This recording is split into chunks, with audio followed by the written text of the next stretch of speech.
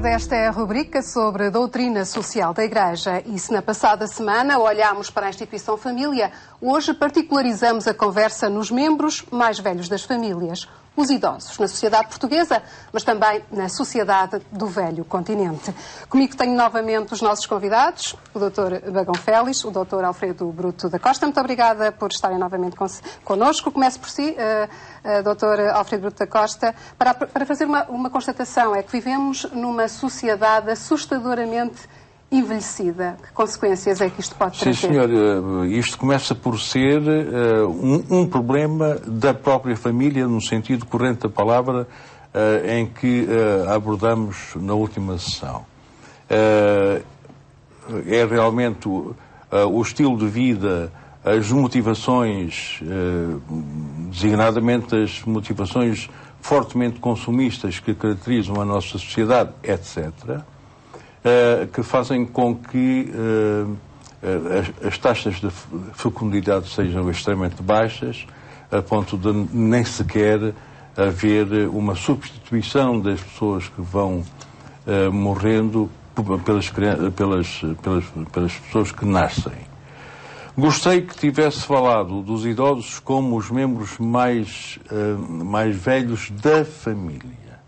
Isso porquê? Porque normalmente os idosos não estão integrados na família. É o primeiro drama dos idosos.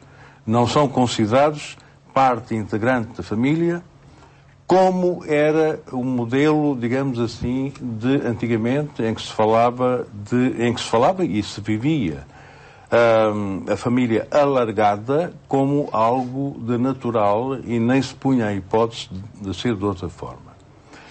Eu corro o risco de afirmar que, em certo sentido, não quer dizer que seja uma cópia, mas em certo sentido temos que retomar certos valores dessa noção de família alargada. Porquê? Porque o grande problema do idoso hoje é o problema do isolamento. E quando vemos, como acontece em Portugal, idosos que são encontrados mortos depois de anos, eu penso que é uma situação que revela um insucesso e um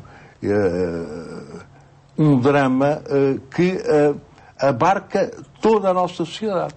Ali é um falhanço global. Falhou a família, falhou a sociedade através dos seus serviços, falhou a vizinhança, quer dizer, é qualquer coisa em que tudo falhou.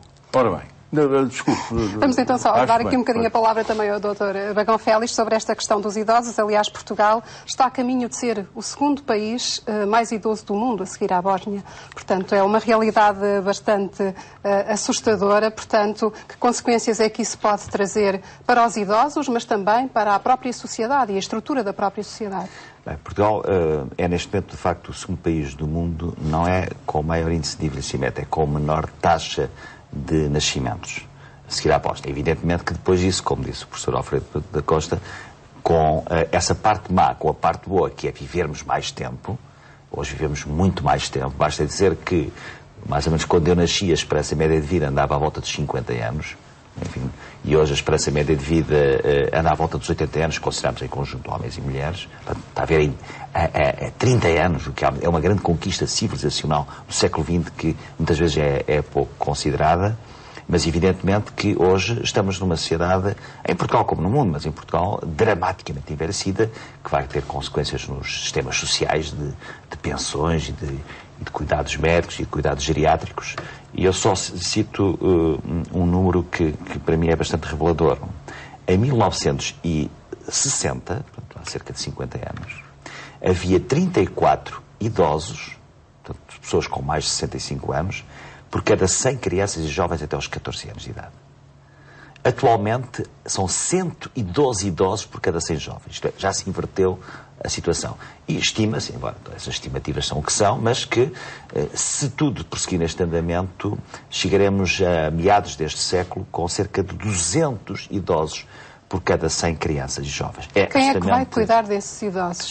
Numa sociedade onde não há nascimentos? Desde logo uma sociedade, não há nascimentos, mas também há outras questões que foram referidas pelo professor Alfredo Brito da Costa, valorativas, axiológicas, geracionais, que têm que ser alteradas. Não é? Hoje vivemos numa sociedade muito utilitarista, em que as pessoas são ativas, são úteis, são inativas, são inúteis, são descartáveis, são descentráveis.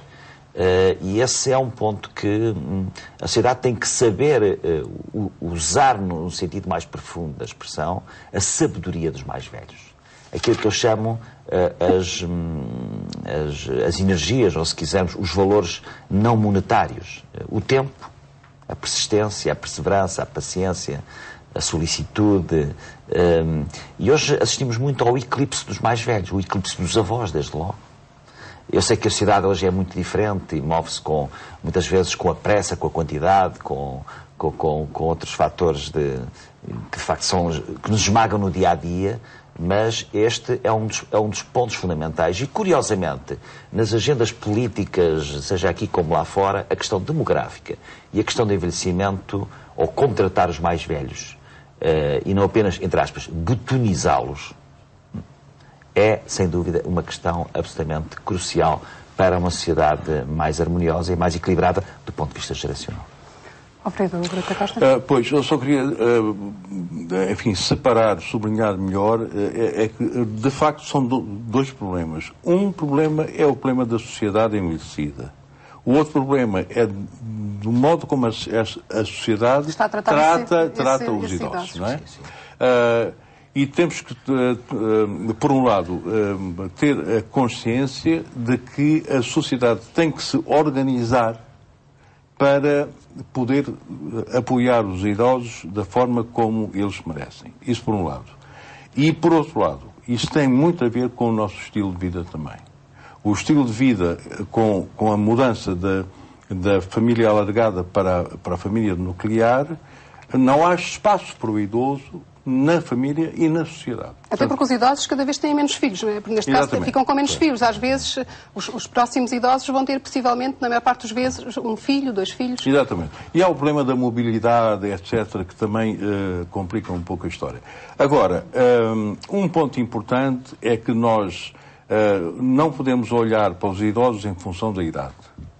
O problema do idoso é fundamentalmente um problema das incapacidades. E essas incapacidades surgem nas idades mais diversas. E, portanto, o fundamental é olharmos para as incapacidades, apoiarmos os idosos nessas incapacidades e, sobretudo, termos uma pedagogia com a qual o idoso possa valorizar as capacidades que ainda tem. Coisa que muitas vezes nós não sabemos valorizar.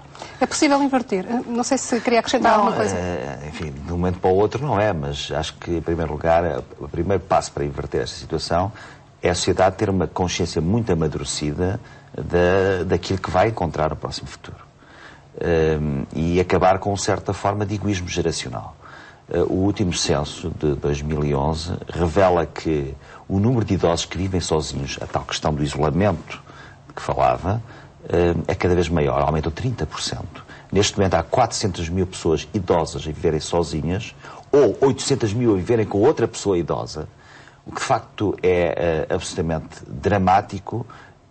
A questão da segurança, a questão da luta contra o isolamento, a questão da luta contra a ideologia do novo, porque conta hoje é que tudo o que é novo é que é bom. O novo, belo. O velho parece que é uma coisa, nós falámos de um velho país, de uma velha tradição, parece estar fora de moda, e esse é um ponto que de facto devemos ter em conta. E as políticas públicas, de um modo geral, vou dar apenas um exemplo, têm que estar centradas nesta ideia, porque repare bem, hoje em dia, sem darmos conta, o que às vezes embaratece nos bens e nos serviços é aqui que tem a ver com as gerações novas. São os telemóveis, são os iPads, são os computadores, etc. O mercado parece que são as gerações novas. E aquilo que é importante para os velhos, às vezes medicamentos, tratamentos geriátricos, determinado tipo de formas de habitação, etc., essas não, muitas vezes encarecem em vez de embaratecer. Portanto, a própria cultura do novo marginaliza a apreciação até económica e social da questão de ser velho e de estar velho em sociedade. Muito bem, esperemos que no futuro haja alguma inversão nestes princípios. Muito obrigado a ambos por terem estado neste espaço. É tudo por hoje. De hoje a 8 dias, os nossos convidados estarão novamente aqui para falar de ética social ou da falta dela. Fique bem.